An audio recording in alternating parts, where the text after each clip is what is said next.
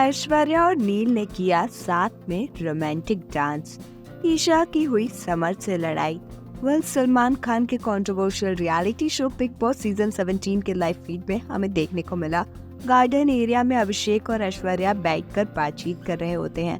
जहां पर नील आता है तो अभिषेक कहते हुए नजर आते हैं कि हैट्स ऑफ है नील को कि वो अरुण के साथ भी 1-1.5 घंटे तक बात कर पाते हैं।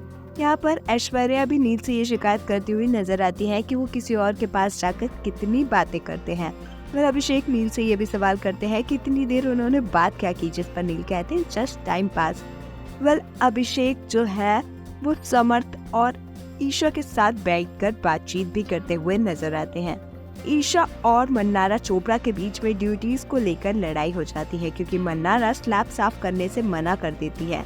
अंकिता स्लैब साफ करने की और टेबल साफ करने की ड्यूटी जो है वो अभिषेक और समर्थ में डिवाइड कर देती है, जिसके लिए समर्थ पहले तो ओके डन कह देते हैं, लेकिन बाद में ईशा और अभिषेक के सामने समर्थ इस बात से पलटते हुए नजर आते हैं, जिस बात को लेकर ईशा समर्थ से नाराज होती हुई नजर आती है।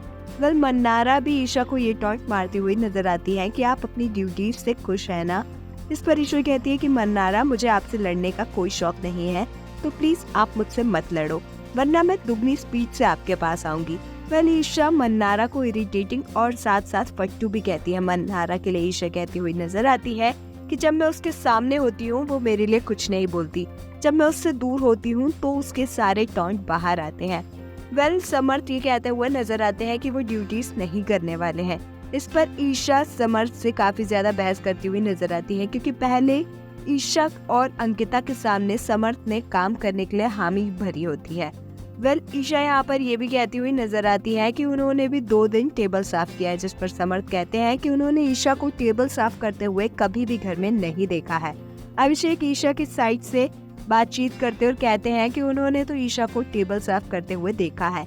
इस बात पर ईशा समर्थ पर भड़कती हुई नजर आती है और कहती है कि तू सिर्फ इस घर में मुझे ही काम करते हुए नहीं देखता और किसी और का गुस्सा मेरे ऊपर निकालना बंद कर। ईशा ये सब कहकर वहाँ से चली जाती है।